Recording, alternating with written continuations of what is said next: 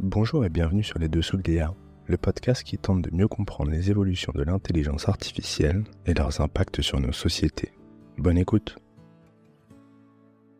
Bonjour Ophélie et bienvenue sur le podcast Les Dessous de l'IA. Le fil rouge de notre échange aujourd'hui va être de tenter de mieux comprendre les enjeux de pouvoir liés au territoire dans le domaine de l'IA. Pour commencer, est-ce que tu pourrais te présenter ton parcours et ce qui t'a amené à t'intéresser à l'IA sous le prisme de la géopolitique? Eh bien, bonjour Clément, merci pour l'invitation. Moi, je m'intéresse en effet à aux enjeux géopolitiques du numérique, plus globalement, mais aussi du coup à l'intelligence artificielle, forcément. De mon côté, j'ai deux parcours en fait. J'ai un parcours de métier où ça fait à peu près une quinzaine d'années que je travaille dans le numérique, dont certains projets d'ailleurs étaient liés à au développement, à l'entraînement de modèles d'intelligence artificielle pour certains et à côté de ça, il se trouve que j'ai à un moment donné décidé de reprendre des études pour m'orienter, vers la recherche et qui a donné du coup, derrière l'écriture de plusieurs papiers et un livre, «Géopolitique du numérique, l'impérialisme à pas de géant», qui est sorti il y a pas si longtemps que ça et donc voilà, disons que les 2 casquettes me permettent d'avancer, sur ces terrains de recherche avec, une expérience de terrain, je dirais. Voilà, ça permet d'avoir un peu les pieds, je dirais dans sur le terrain et tout en gardant la tête dans la recherche. Super, merci.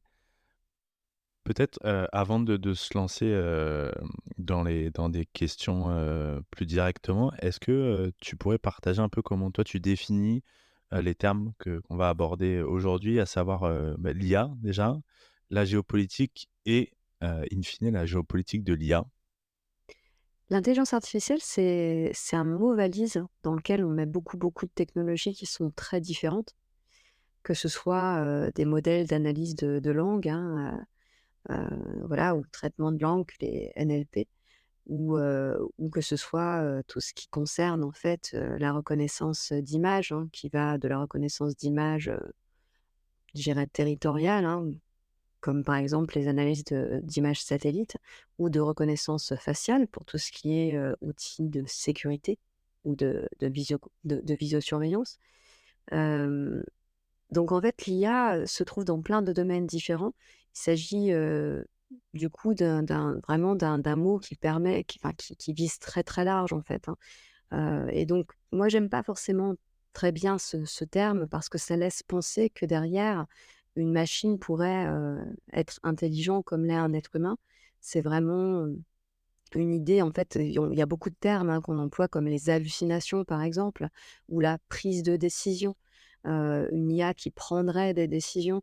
Certains parlent même de prise de décision non consciente alors que bon, une prise de décision c'est un choix conscient en fait. Donc c'est vraiment quelque part, une idée, qui est pas du tout réaliste en fait, qui est très fantasmée. Donc je pense que c'est quand même bien de toujours rappeler ce qu'est «l'IA» entre guillemets, c'est-à-dire en fait une grande famille de technologies, fondées sur l'analyse de données et le traitement de données et parfois même du coup des modèles, qui vont être, qui vont enfin des produits, des outils qui vont combiner plusieurs technologies d'intelligence artificielle, que ce soit, qu'on parle du langage, à l'image ou à l'audio. En fait, tout dépend de la donnée qui est concernée, derrière et de l'usage qu'on va en faire.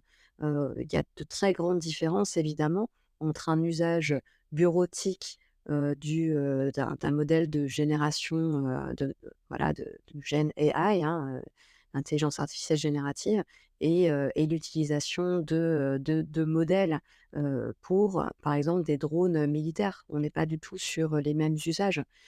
Et pourtant, on emploie le terme d'intelligence artificielle de la même manière. Voilà, donc c'est quand même un peu problématique à mon sens. Ensuite, concernant la géopolitique et plus particulièrement, je dirais la géopolitique du numérique. La géopolitique, c'est donc une discipline qui associe une approche géographique, l'idée en fait qu'on va analyser les rivalités de pouvoir sur un territoire et qui prend en considération, le contexte international, les relations internationales Et donc quand on met le numérique et l'IA, dans cette équation, en fait, c'est l'utilisation du numérique, l'utilisation de l'intelligence artificielle, de ces technologies-là, dans ces rivalités de pouvoir, en fait, dans ces rapports de force. Et donc ça implique à la fois, les États, ça va impliquer les acteurs privés, ça va parfois impliquer aussi des organisations, des organismes, disons, indépendants, autonomes, voilà, voire même des individus qui vont en fait exploiter ces technologies dans un rapport de force, géopolitique.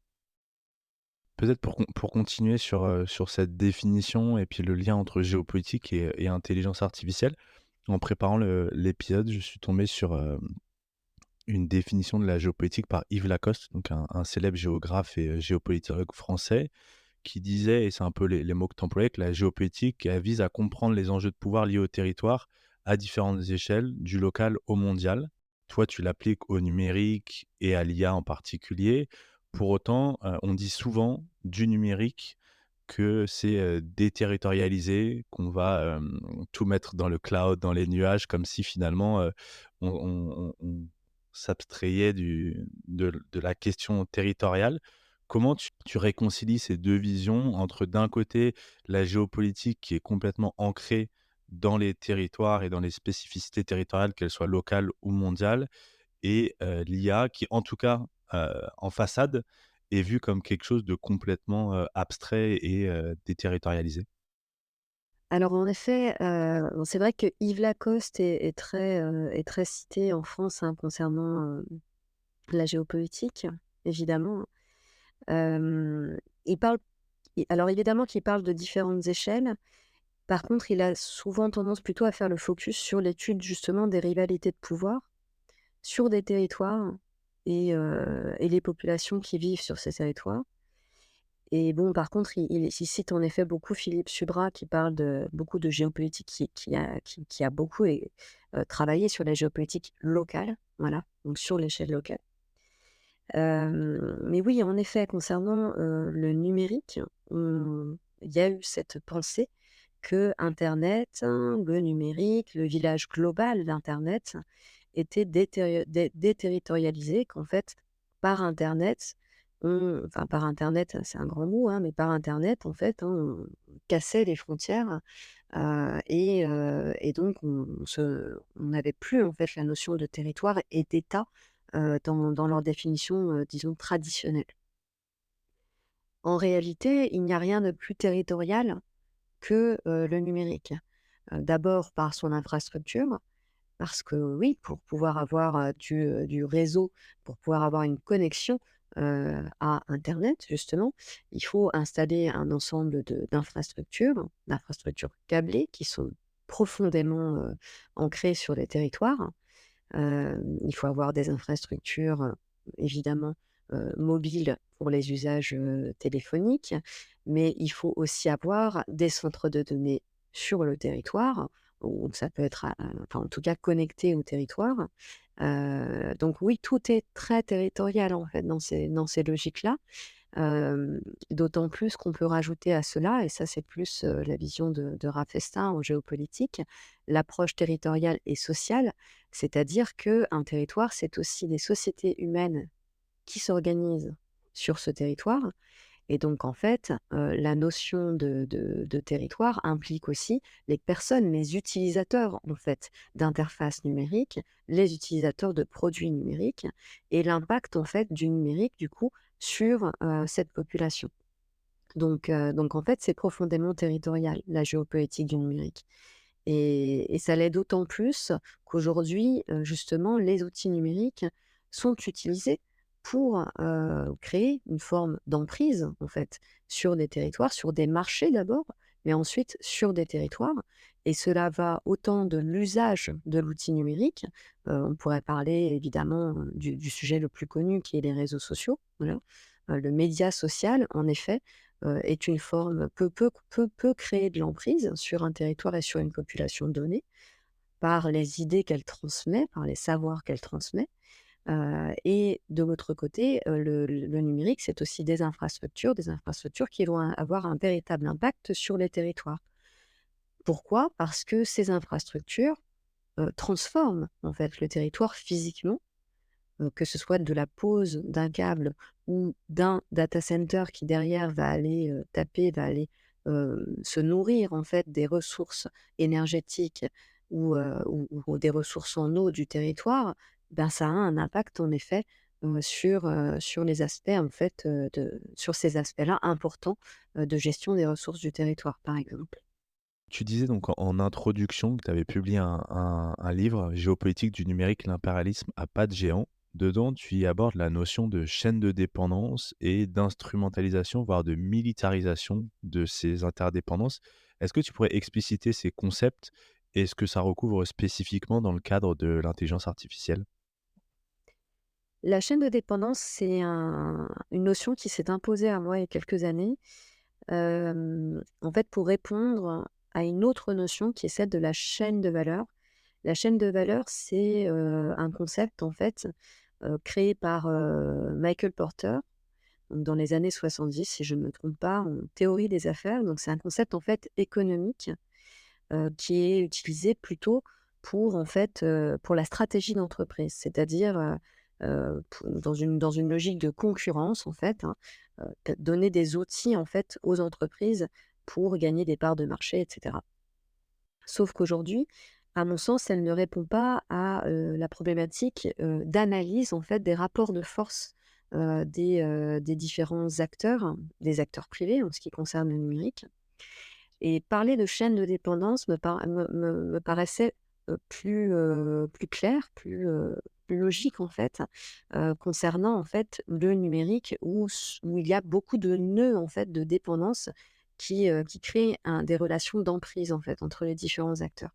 Par exemple, une entreprise qui est un hyperscaler, ce qu'on appelle les hyperscalers, donc on va avoir Google Cloud, Microsoft Azure, AWS, c'est-à-dire Amazon Web Services qui proposent des services de cloud. En fait, en proposant des services de cloud, évidemment, ils ne proposent pas que des espaces d'hébergement, ils proposent des bibliothèques de services numériques et ils proposent des bibliothèques de services numériques qui centralisent, en fait, la captation de données et qui centralisent aussi des fonctionnalités souvent clés, de l'écosystème numérique.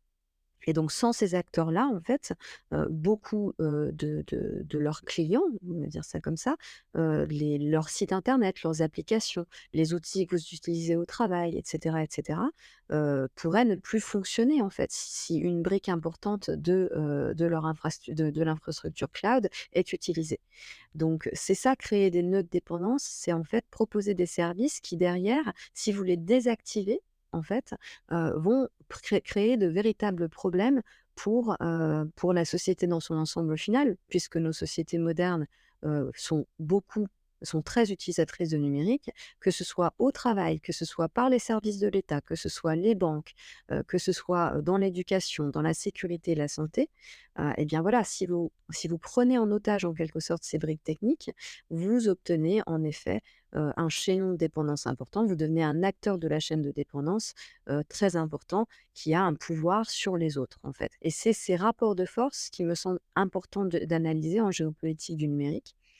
Et du coup, dans un contexte de mondialisation, il y a un autre, concept qui pour le coup a été créé par, Farrell et Newman, qui est la militarisation des interdépendances. La militarisation des interdépendances, c'est cette idée qu'on va, militariser, donc ça, c'est plutôt dans un contexte vraiment de guerre entre les États au départ. Leur concept, ils ne l'ont pas appliqué aux acteurs privés. Au départ, ils ne parlent que des États, en relations internationales et ils considèrent qu'en fait, les relations de dépendance entre les États, et d'interdépendance entre les États fait que parfois ils vont utiliser en fait ces argumentaires. Mettons, qu'un État, les États-Unis par exemple fournissent du gaz à l'Europe, du gaz de schiste et bien du coup ils ont un argument de poids qui est la fourniture en gaz de schiste pour imposer certaines, voilà certaines par exemple certaines, règles de loi ou, certains choix, géopolitiques à l'Europe. Pareil pour la Chine, quand, la Chine a sur son territoire, certaines usines importantes ou alors, certaines entreprises fournisseurs, donc les grandes entreprises minières, chinoises qui ne sont pas forcément en Chine, mais qui vont exploiter, des terres africaines et cetera, par exemple, mais ce sont des entreprises chinoises. Ben, là encore, pour la Chine, ça constitue des leviers, en fait, d'influence importants. Et dans le numérique, c'est pareil. Les acteurs qui centralisent en fait les infrastructures et les logiciels sont également des acteurs qui ont des rapports, enfin, qui peuvent créer un rapport de force. Et donc, plutôt que militarisation des interdépendances, en géopolitique du numérique, on peut réellement parler d'instrumentalisation des interdépendances, puisque en centralisant en fait l'activité numérique et les infrastructures, clairement, ces acteurs en fait ont du pouvoir sur l'ensemble de l'écosystème et même, je dirais, et cela facilite grandement d'ailleurs le travail de leur lobby. Il y a rien de plus facile que d'être lobbyiste chez, Google, Microsoft ou AWS par exemple, ou chez Oracle, hein, dont on parle moins, mais qui est aussi, une big tech. Et il est rien de plus facile que d'être lobbyiste chez eux parce qu'en fait, ils ont déjà tous les arguments, qui est, en premier lieu, le rapport justement, de dépendance qu'ils peuvent imposer, au reste de l'écosystème. Et ensuite, donc concernant l'IA, si on rajoute la couche de l'IA, parce qu'il faut voir faut voir l'intelligence artificielle comme une couche complémentaire à tout cela. Sans infrastructure, sans traitement de données dans des infrastructures de cloud, et cetera, on n'aurait pas eu d'IA.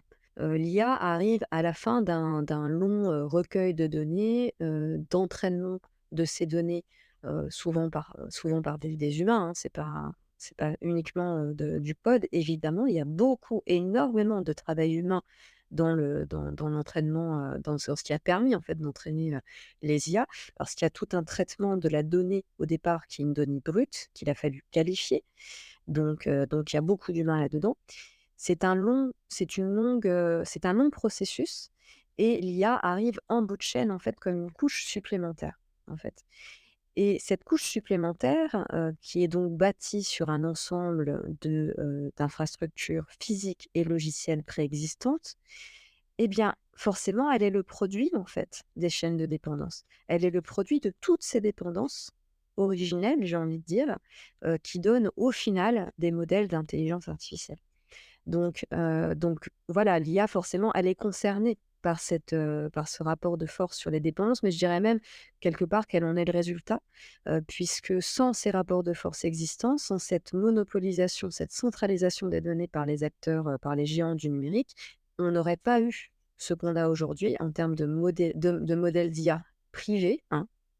C'est-à-dire qu'on aurait pu avoir d'autres modèles d'IA, qui auraient pu être, publiés ou en tout cas, totalement, libres en fait, hein, open source, voire libres justement, mais ce n'est pas le cas des modèles privatisés, hein. Les modèles privatisés existent parce que derrière, on a des monopoles qui ont clairement centralisé la donnée et son traitement.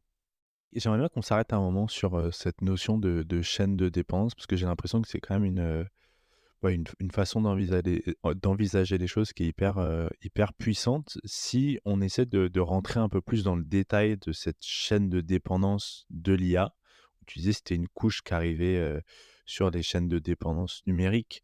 Tu as commencé à en parler au début, tu parlais des câbles, des stations d'entrée, il y a des bases de données, tu as parlé de maillons, aussi. Est-ce que tu pourrais, si on prend un exemple qui pourrait parler à tout le monde, par exemple, je fais une requête sur, ChatGPT pour lui demander, je sais pas, de me sortir la recette de la tarte à la fraise, par exemple. Qu'est-ce que ça va mobiliser, en fait, comme nœud, comme maillon? Et quels sont les acteurs qui sont clés, dans ces maillons et puis les enjeux qui sont présents? Moi, je pense, tu vois, aux terres rares, je pense, aux câbles sous-marins, aux data centers, au cloud, aux logiciels. Enfin voilà, j'aimerais bien que tu puisses rentrer un peu plus dans le détail de ces chaînes de dépendance. Oui, bien sûr. Alors si on le fait à la Guillaume Pitron, on va d'abord parler du processus avant même la chaîne et en termes de processus, ben, quand vous êtes, sur un écran et que vous envoyez, votre prompt sur ChatGPT, ou autre, modèle, voilà, de Gen AI, qu'est-ce qui va se passer? Ben, vous l'envoyez sur votre interface, sur votre écran et puis derrière, il va passer par tout le réseau de transport de données, c'est-à-dire les câbles avant toute chose. éventuellement par des antennes si vous aviez utilisé, voilà, si ça passe par un réseau, mobile plutôt. Voilà, ça va passer par, des centres de données, par des routeurs, prenant des chemins, assez diversifiés puisque en fait les routes peuvent être très différentes, hein, quand vous passez par le réseau terrestre. Ensuite, éventuellement si votre, ChatGPT se trouve aux États-Unis, il y a de fortes chances que vos données du coup, bah, traversent l'océan, Atlantique via les câbles sous-marins. Donc ils vont traverser des milliers et des milliers de kilomètres. Et puis ensuite, de repasser sur le réseau terrestre, donc américain cette fois-ci, par le centre de données où se trouvent, justement les instances, ChatGPT, par des serveurs, par des processeurs ayant des capacités de calcul. Et ensuite, une fois que la requête va être exécutée par le modèle, il va faire en sens inverse le chemin, jusqu'à votre écran. Ça, c'est le processus. C'est le processus qui mobilise donc un certain nombre d'éléments, logiciels et matériels. Mais évidemment, si on parle de chaîne de dépendance, ça voudrait dire qu'en fait, il faut reprendre chacun de ces éléments et décortiquer leur processus à eux. C'est-à-dire qu'est-ce qu'on a fait à un moment donné, par exemple, pour obtenir un écran, pour obtenir un logiciel, pour obtenir un câble, pour le poser, pour obtenir un centre de données, etc., etc. Et c'est en cela que les chaînes de dépendance sont particulièrement complexes dans leur rapport de force, c'est qu'elles vont mobiliser une très grande diversité d'acteurs. Par exemple, concernant le câble sous-marin, il va falloir en effet concevoir le câble. Le câble va être fait d'un certain nombre de métaux, voilà, et ces métaux, hein, que ce soit, alors il va y avoir du cuivre, très souvent, il va y avoir aussi, autre chose qui est du silicium dans la fibre optique, de la silice. Donc il va falloir en fait avoir un certain nombre d'acteurs miniers qui vont aller au départ chercher, ces métaux, puis ensuite des entreprises qui vont les transformer, puis ensuite ceux qui vont produire le câble. Ensuite, il va falloir à un moment donné le poser, donc il va falloir des flottes de navires câbliers, donc qui sont aussi des acteurs importants dans la chaîne. Et ensuite, il va y avoir les fournisseurs de services, un certain nombre d'opérateurs, hein, qui se rajoutent par-dessus jusqu'aux fournisseurs de services. Ce qui est important dans la chaîne de dépendance, c'est de voir qui sont les acteurs qui ont le pouvoir, en fait. Si tout le monde a un pouvoir équivalent, tout va bien. Le rapport de force est équivalent, le rapport de négociation est le même. Mais dans certains cas, enfin, ça va pas forcément être le cas dans tous les domaines. Le câble sous-marin, le propriétaire, par exemple, du câble a un pouvoir qui est celui, en fait, de pouvoir éventuellement d'accepter, en fait, les entrées et les sorties de son câble. Voilà. Le navire câblier a le pouvoir d'accepter ou de ne pas accepter de venir, en maintenance lorsqu'un câble a un problème. Est-ce qu'il va venir le réparer ou pas? Bon, éventuellement, il n'a pas tellement le choix s'il veut rester un acteur du marché. Voilà. Donc c'est beaucoup on se rend compte qu'en fait les rapports de force sont différents, selon ce dont on parle. Si on parle du logiciel, c'est une autre chaîne de dépendance par exemple. Et le logiciel, par exemple, ce qui est important pour un fournisseur de logiciels, ça va être de créer des chaînes, des briques dont les autres acteurs ne vont plus pouvoir se passer. Voilà. Et donc, par exemple, il y a des éléments très importants, en fait, hein, dans les architectures de cloud, par exemple, qui vont permettre d'apporter de la capacité de calcul à des développeurs qui développent des applications. Eh bien, ces briques-là, par exemple, peuvent être importantes. Donc, à chaque fois, en fait, quand on parle de chaîne de dépendance, il va falloir décortiquer chaque étape, en fait, du processus pour comprendre quel est l'acteur qui, dans ce processus, a le plus de pouvoir de négociation et est en mesure, en fait, de constituer un levier, en fait. Pour poursuivre, sur ce sujet, de la question des rapports de force, des affrontements, à côté de ces chaînes de dépendance très concrètes, il y a aussi, une bataille de modèles culturels, avec des visions du monde, de la technologie, différentes, voire qui s'affrontent. Est-ce que tu peux nous dire un petit peu où on en est de cette bataille, au niveau des États et quelle peut être la place, de la France ou de l'Europe dans ces jeux de pouvoir? Je pense qu'avant de parler de la France et de l'Europe, on est obligé quand même d'évoquer 2 visions qui peuvent être très différentes de l'utilisation des modèles d'intelligence artificielle, par les leaders quand même, hein, que ce soit, les États-Unis ou la Chine. Il y a aussi des ressemblances entre les 2, hein, clairement. La ressemblance, c'est celle de la surveillance. Ça se fait de manière différente, mais l'emploi, des technologies d'intelligence artificielle dans un cadre de surveillance, hein, que ce soit sécurité ou militaire, c'est quelque chose d'assez commun.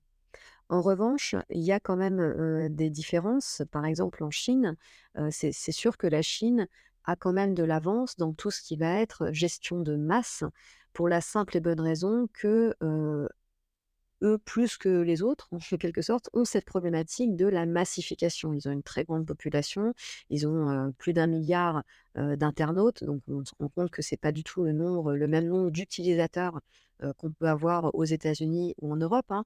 Je veux dire, ils ont plus d'utilisateurs, d'outils numériques que les États-Unis et l'Europe réunis. Donc voilà, c'est quand même, autre chose et par ailleurs, il y a déjà une forte concentration des usages en Chine auprès d'acteurs chinois. Donc ils ont quand même une maîtrise assez énorme de leur écosystème avec une législation, qui elle aussi est faite de contrôle et de maîtrise des données.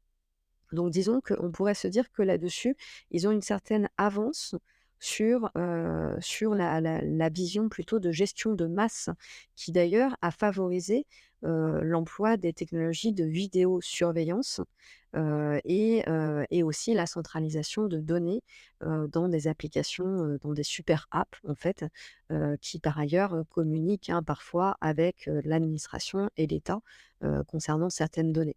Donc là, on a en fait un modèle, si vous voulez, qui est lié à la captation de données, à la considération en fait, à la considération d'une société en fait, de l'usage des données dans le contrôle et la surveillance d'une société, en Chine. Mais, aux États-Unis, il y avait aussi, de toute façon cette vision-là de captation de données, sauf que ça s'est fait sous couvert, de rentabilité, de marché en fait, hein, pour le coup, donc une vision ultra capitaliste, hein, même si la vision chinoise est très capitaliste aussi, hein, mais disons que, aux États-Unis, on va avoir, vraiment une centralisation des données au cœur, enfin au centre, concentrés donc chez les acteurs, privés, qui par ailleurs sont extrêmement puissants et que l'État d'origine, les États-Unis, ont eux-mêmes du mal en fait à gérer maintenant, hein, contrairement à la Chine, qui garde le contrôle sur ces acteurs privés. Hem, la différence, ça va être du coup que, ben, les États-Unis vont se concentrer sur des modèles qui peuvent vendre assez rapidement à des entreprises, voilà, pour massifier, hein, un peu à la Amazon Web Services, essayer de proposer en quelque sorte des bibliothèques de services, et alors qu'en Chine, on a plutôt, des usages à la base qui sont de la gestion urbaine, la vidéosurveillance, la gestion urbaine, la gestion en fait de contrôle en fait, d'une certaine manière, contrôle social. Donc on a 2 visions assez différentes en fait de l'emploi des données. Donc c'est peut-être là où on voit, en termes déjà de base, en termes de modèles culturels et technologiques, des différences dans la gestion, dans le recueil des données et dans leur utilisation, je dirais immédiate. Voilà. Ensuite, en termes de modèles culturels, si on parle de l'IA générative, par exemple, il est évident que, selon en fait l'endroit où on se trouve et surtout selon les données, les datasets, qu'on utilise, on va pas avoir derrière les mêmes, générations de contenu, par exemple. Si on parle de cela, voilà, ça tout le modèle d'intelligence artificielle va s'entraîner à partir de données qu'on lui fournit. Donc si par exemple vous lui fournissez, des jeux de données, qui vont être, soit, sexistes, hein, soit, racistes, par exemple, bah, il est en effet fort probable, par exemple, que votre IA générative soit raciste et sexiste. Voilà, il va se faire le reflet de votre, jeu de données. Donc là-dessus peut en effet se faire des modèles culturels différents, qui vont pas forcément être, uniquement liés aux États, hein, mais plutôt à des groupes culturels, qui vont entraîner, d'une manière ou d'une autre un jeu de enfin un modèle d'intelligence artificielle à partir de jeux de données, choisis, qualifiés et c'est pour ça qu'une intelligence artificielle d'ailleurs n'est pas intelligente. C'est pour ça d'ailleurs qu'une intelligence artificielle n'est pas humaine. on va dire les choses comme ça, n'est pas consciente, ne peut pas se poser vraiment des questions, on va dire, puisqu'en fait, elle va simplement faire, en quelque sorte, une analyse statistique poussée, certes, mais qui reste, une analyse liée à, un jeu de données qui lui a été fourni. Il lui sera, quand même, difficile, même si on lui donne les clés pour créer du contenu, elle sera ce contenu sera jamais complètement, original pour autant et aura beaucoup de mal à sortir, des biais, j'ai envie de dire, qui lui sont fournis au départ. Après on pourra tout à fait débattre, hein, sur le fait un être humain évidemment aussi un peu est dans certains biais, hein, évidemment, mais on ne parle pas de ça, à ce moment-là. Hem Et ensuite, hein, quelle place pour la France et l'Europe de ces jeux de pouvoir? On est plutôt mal placés parce que justement, nous sommes à la base très dépendants des technologies, socles qui permettent, d'entraîner enfin de recueillir les données, d'entraîner les modèles d'intelligence artificielle, de les concevoir. Donc en étant, dépendants des socles technologiques, derrière du coup on ne peut plus faire que des surcouches. Donc la France et l'Europe, du coup, peut tout à fait créer des modèles d'intelligence artificielle, hein, mais ils seront, très souvent en fait, hem, subordonnés, j'ai envie de dire, à des infrastructures qui ne leur appartiennent pas. Voilà, parce que le recueil de données va se faire auprès des instances qui centralisent cela. L'entraînement des données va souvent se faire sur des plateformes qui centralisent également, cet entraînement, hein, que ce soit du Amazon Mechanical Turk ou alors d'autres entreprises spécialisées justement dans la qualification de données et d'entraînement de modèles. Voilà, donc c'est le problème de ne pas avoir les socles technologiques, c'est d'ensuite dépendre, de n'être qu'en bout de chaîne et de dépendre de cette chaîne de dépendance. Et c'est là où le fait de se concentrer aujourd'hui, par exemple, si on se concentrait uniquement sur, la génération, sur ces technologies d'intelligence artificielle, ce serait une erreur pour la France et l'Europe, puisqu'en fait, ça ne fait que créer une emprise complémentaire de nouvelles entreprises qui vont créer leur IA, voilà, mais qui en fait seront dépendantes d'infrastructures socle qui ne leur appartiennent pas. Voilà. Donc ça, c'est un problème parce que ça crée des dépendances complémentaires. Pour que ça se passe bien, il faut qu'en fait, à côté de cela, à côté du développement, d'entreprises et de modèles d'intelligence artificielle, qui par ailleurs ferait mieux d'être ouverts, comme ça au moins on donne la possibilité à, tous les pays en réalité d'avancer sur ces sujets-là et on rend, en quelque sorte, totalement, abscons en fait, on rend inutiles les modèles privés de modèles d'intelligence artificielle. L'important en fait, c'est d'enlever les armes, d'enlever ces armes-là d'entreprises privées en réalité. Donc ce qui serait pas mal, ce serait de faire des modèles ouverts. Mais des modèles ouverts du coup, qui seraient aussi sur des socles technologiques dont on aurait la maîtrise, que ce soit en termes d'infrastructures, logicielles, que ce soit en termes de recueil de données, mais que ce soit aussi en termes de calcul, de capacité de calcul. Pour cela, évidemment, on parle de processeurs, on parle de puces, on a en Europe les capacités de créer des puces, de créer des puces, importantes, des puces performantes, mais évidemment, on n'est pas les meilleurs là-dedans. Au-dessus des puces, il y a aussi évidemment souvent des logiciels installés par-dessus. Enfin bref, tout cela en fait doit être décortiqué et doit être analysé afin d'en tirer les meilleurs, en tout cas d'en tirer des leviers en fait importants de pouvoir. Aujourd'hui, c'est pas du tout ce qu'on fait pour le moment. Généralement, on s'applique plutôt à financer en quelque sorte des innovations, mais des innovations qui sont elles-mêmes dépendantes, de socles technologiques dont on n'a pas la maîtrise. Dans ton livre, tu évoques, une forme d'influence, spécifique. Tu parles de passeurs de technologie.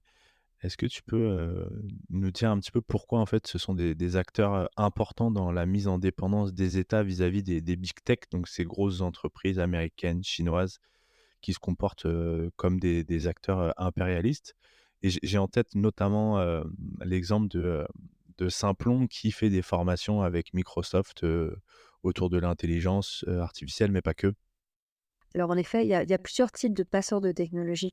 Le passeur de technologie, c'est, en quelque sorte l'agent du dernier kilomètre de la transformation numérique, c'est-à-dire cette personne ou ces personnes qui vont, transmettre, intégrer la technologie dans des organisations parce que eux mêmes ils trouvent un avantage évidemment. Alors, dans ces passeurs de technologie, on a d'abord ceux dont la position professionnelle, dont le métier, en fait, dépend de la technologie privée. Et là-dessus, dans le numérique, il y a tout un tas de métiers comme ça, comme par exemple les personnes qui font du référencement naturel, les personnes qui sont spécialisées aussi dans, certaines technologies de développement, comme les développeurs Azure, les développeurs AWS, par exemple, qui sont en fait des développeurs spécialisés sur une technologie privée. Sans Google Analytics, il n'y aurait clairement pas eu de métier de référencement naturel. Je dis pas qu'il y aurait pas eu autre chose, mais tous les référenceurs, toutes ces personnes qui travaillent là-dessus, n'auraient pas pu en faire un métier, à part entière, d'ailleurs, hein. Donc en fait, ces personnes-là, par exemple, sont autoportent, j'ai envie de dire, la technologie parce qu'en fait, leur place sur le marché, donc leur place dans la société, leur place sur le marché, en fait, dépend de technologies privées. Donc ce sont les meilleurs passeurs de technologie qui vont du coup transmettre au sein des entreprises, des dépendances en fait, hein, installer des dépendances, d'une entreprise à tel ou tel acteur privé. Évidemment, dans ces passeurs de technologie professionnelle, on pourrait ajouter tous les cabinets de consulting et c'est un élément important à prendre en compte puisqu'on sait très bien que les grandes entreprises et l'État, ont souvent fait appel aux cabinets, de consultants, des grands cabinets de consultants qui ont souvent des partenariats avec, les géants du numérique et qui donc sont des très bons ambassadeurs, hein, pour faire passer ces technologies en priorité, sans même avoir soit la connaissance d'alternatives technologiques, soit l'envie de proposer des alternatives. Donc il y a une préférence en fait systématique vers certains acteurs, privés, qui font de ces agents-là en fait, hein, des passeurs de technologies, privilégiés. Ensuite, il va y avoir des passeurs de technologie qui sont, intégrés, par exemple, dans les universités, des passeurs de technologie qui vont, en fait, transmettre pour des raisons, de moyens, en fait, certaines technologies plus que d'autres. On peut penser au partenariat des universités avec Google, par exemple, qui permet, entre guillemets, à des étudiants d'avoir accès à des formations, données par Google, à très bas prix, voire gratuitement. Donc voilà, là encore, hein, ce sont des passeurs de technologie. Donc il y a un ensemble voilà, de métiers, d'actions, en fait, de personnes qui pensent bien faire d'ailleurs, hein, souvent, parce que, bah, ça va coûter moins cher, parce que les entreprises, ces géants du numérique, en fait, ont les capacités, d'offrir du gratuit. Donc ça va coûter moins cher, mais aussi ils sont convaincus eux-mêmes, en fait, de la pertinence, de ces technologies par rapport à toute alternative. Donc vous n'aurez jamais un passeur de technologie, par exemple, qui va vous faire la promotion d'une alternative technologique, d'un concurrent potentiel, aux géants du numérique, voilà. Et donc ça, c'est un vrai problème parce que ça crée, en fait, dans la société, des mécanismes, en fait, d'emprise complémentaires qui sont, en fait, voilà, des mécanismes si vous voulez, on peut dire de techno-binding. C'est vraiment la capacité, en fait, à rendre dépendants, les organisations, que ce soit dans l'État, dans les entreprises, dans l'éducation également, donc dans les universités, les écoles et qui font que plus personne, quasiment plus personne ne connaît ne connaissent les alternatives, et utilisent et concentrent, en fait, leurs usages autour de quelques acteurs clés, qui sont des acteurs privés. Si on revient, maintenant sur la problématique des dépendances, tu as pas mal travaillé le sujet et tu proposes, toi, une démarche que tu nommes, gestion stratégique des dépendances qui doit permettre de tendre vers plus de souveraineté. Cette démarche, elle repose sur 5 piliers. Le premier, c'est comprendre les dépendances liées à la numérisation de la société. Le deuxième, c'est de poser des limites au pouvoir par le droit du numérique. Le troisième, de devenir producteur plutôt que consommateur. Le quatrième, de conserver le contrôle sur les infrastructures critiques et le cinquième, de former les utilisateurs à la complexité technique. Si, on a en tête cette démarche que tu proposes, est-ce que tu auras un exemple d'utilisation, de celle-ci dans, le domaine de l'intelligence artificielle en France, en Europe, comme tu veux? Oui, alors c'est vrai que si on parle de l'évaluation des dépendances, L'IA, c'est bon, c'est un joli terme, c'est surtout un mot, voilà, très à la mode, très buzzword et cetera. Mais en réalité, il faudrait d'abord s'occuper des socles technologiques si on parle d'évaluation des dépendances et de gestion des dépendances. C'est-à-dire qu'en fait, il faudrait d'abord revenir sur les sujets du cloud, sur le sujet du recueil des données par des entreprises, par des multinationales, hein, par des entreprises monopolistiques. Il faudra reprendre le sujet évidemment, des centres de données et de leur territorialisation pour le faire de manière, disons, cohérente avec les ressources du territoire et ne pas le faire aujourd'hui, par, opportunisme économique. Il y a tout un ensemble, en fait, de choses, qu'il faudrait reprendre à la base. Voilà, de même que se poser la question aussi, de ce qui permet de faire, d'avoir des capacités de calcul, c'est-à-dire les processeurs, en fait, et les puces derrière. Voilà, donc en fait, il y a un ensemble de questions qu'il faut adresser avant même la couche, en fait, de d'intelligence artificielle, la couche logicielle qui vient, en fait, à la fin de cette chaîne-là. Voilà. Ensuite, concernant, les autres piliers, hein, que j'avais évoqués, que ce soit, sur le droit du numérique ou le fait de je dirais, de maîtriser des infrastructures physiques. Là, il s'agit d'une envie, en fait, d'une tentative de maîtriser, disons, plutôt en termes de territoire, avec un regard assez pessimiste, j'avoue, dans mon livre, hein, sur la partie droit du numérique puisque, à mon sens, hein, et bon, je suis pas la seule à être très critique là-dessus, les législations, en cours, hein, que ce soit, le RGPD ou le DSA et le DMA, vont évidemment avoir beaucoup de mal à contraindre, en fait, réellement, l'architecture même, de ces technologies-là. Alors même que c'est justement l'architecture de ces technologies et le fait que leur modèle, est fondé sur le recueil de données et sur le capitalisme de surveillance qui fait que justement, on se retrouve avec les problèmes aujourd'hui, qu'on rencontre. Et par ailleurs, le droit du numérique, concernant par exemple le RGPD, ne se limite qu'aux données personnelles visibles. En fait, il y a tout un pan que le régulateur, une fois qu'une loi est posée, hein, que voilà, qu'une régulation, est posée sur le papier, après le régulateur se trouve en fait quand même devant des boîtes noires. Il n'a pas accès à un ensemble d'informations. Il est comme l'utilisateur uniquement face à une interface. Et donc on a un phénomène, notamment avec le RGPD, qui est une individualisation du droit. D'une certaine manière, on responsabilise du coup l'utilisateur de produits numériques à auto-valider, voilà, à considérer en fait qu'il peut en fait en sécurité utiliser un outil, et accepter les conditions générales de vente et cetera.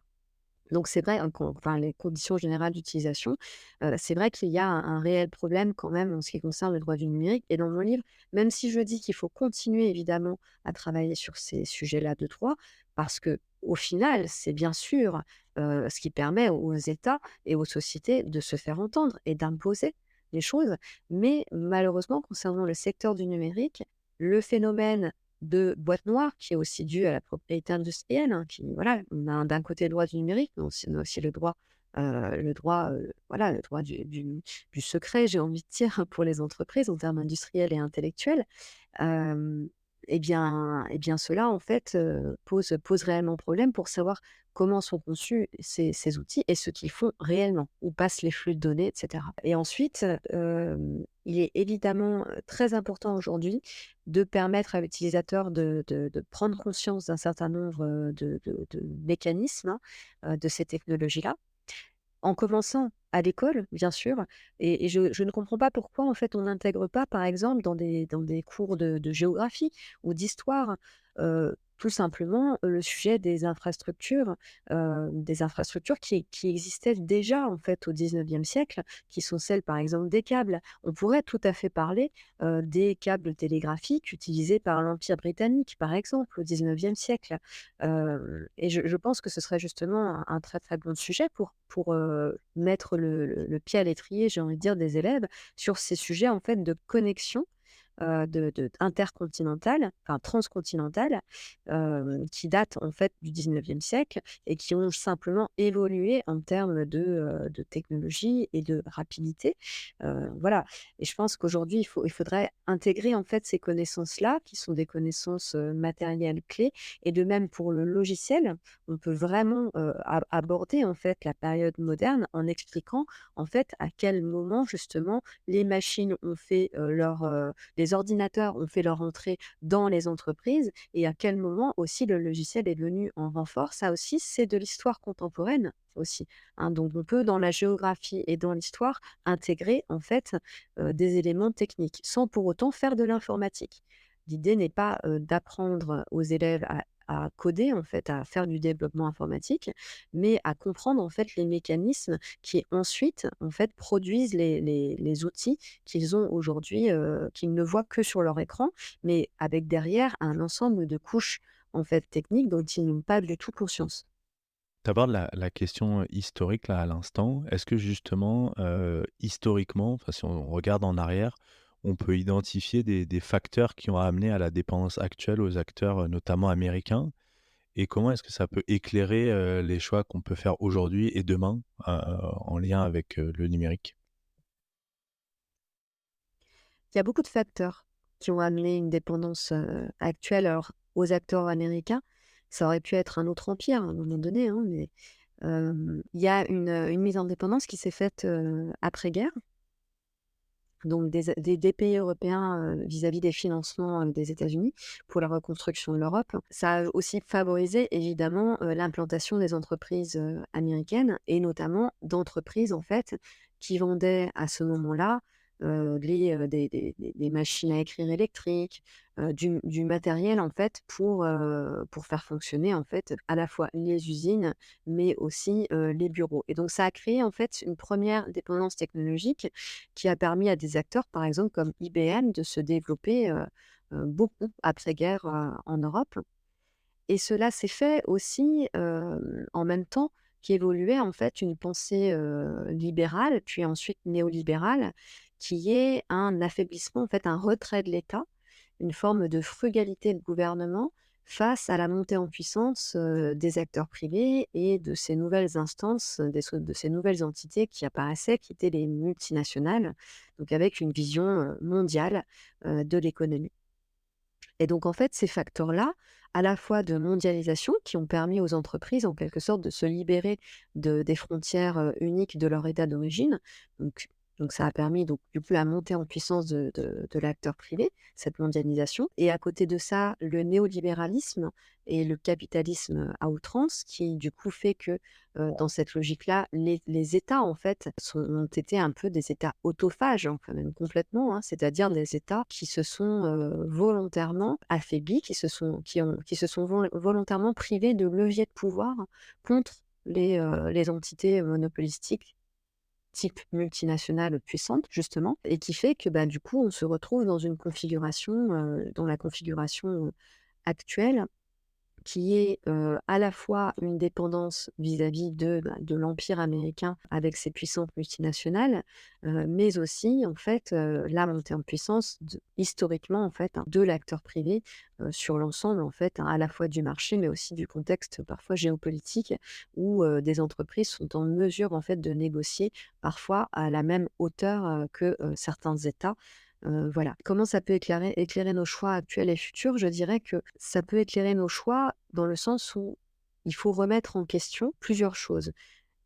On sait très bien qu'aujourd'hui, par exemple, la croissance perpétuelle telle qu'on la voit ne fonctionnera pas ad vitam aeternam, surtout, enfin, si on veut maintenir une société, disons, plus ou moins égalitaire, ce qui est déjà extrêmement restreint dans le monde dans lequel nous vivons, restreint à certains États, hein. Et on a beaucoup de chance d'être en Europe, hein, mais en fait, je veux dire, en mondialisant d'une certaine manière nos économies, en fait, on n'a fait que déplacer le problème.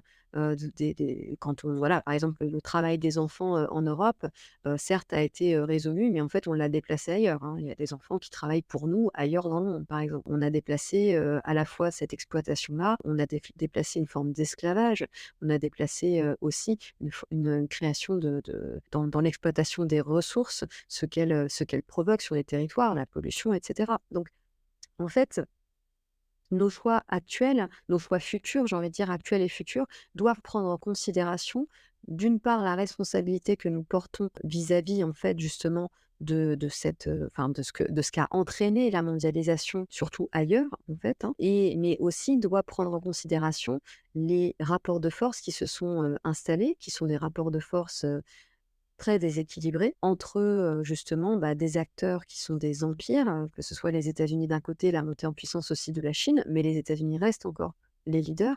Donc là, il faudrait réussir à rétablir cela. Mais pour rétablir cela, aujourd'hui, ça va passer justement par la maîtrise de nos dépendances.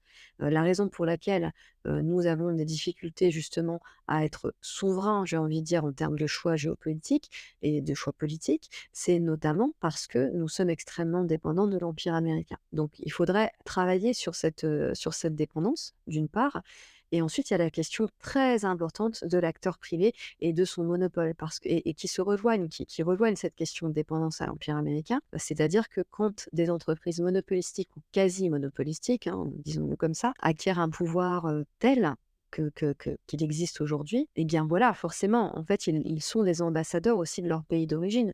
Donc, les États-Unis vont pouvoir instrumentaliser cela, vont pouvoir instrumentaliser le fait que ce sont des acteurs américains qui fournissent des services essentiels à tel ou tel pays.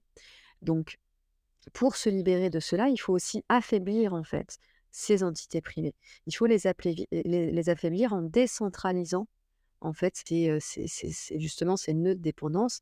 Ne pas tout mettre dans le même panier, c'est la première chose, c'est-à-dire, diversifier, c'est la première réponse et ensuite aussi créer et porter des alternatives qui permettent, en fait, justement, d'avoir la maîtrise dans des secteurs clés et quand je parle de secteurs clés, je ne parle pas seulement du militaire, je parle aussi de la santé, de l'éducation, de la cartographie, donc du fait d'avoir la possibilité de voir les déplacements, la mobilité, ce genre de choses. Je pense qu'on a vraiment, en quelque part, enfin, en quelque sorte, loupé le coche de cela qui pose un problème sur, je dirais même, la protection de la société in fine et sur notre capacité à être souverain politiquement.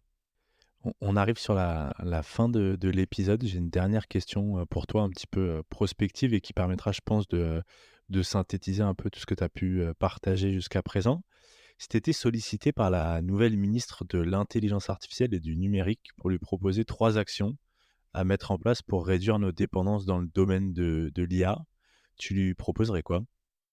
Eh bien, alors, en somme, hein, donc faire cette analyse des dépendances afin de travailler sur des nœuds stratégiques, donc sur des nœuds de dépendance à la fois pour être plus souverain dans nos choix. Et là, je parle pas de souveraineté numérique, c'est un autre sujet, hein, mais pour être plus souverain dans nos choix politiques et géopolitiques, mais aussi pour être en mesure de créer du rapport de force. Parce que oui, on n'est pas dans un monde de bisounours, malheureusement. Et parfois, ben, sur le champ des relations internationales, il est intéressant pour un État de faire valoir ben, ses arguments technologiques notamment.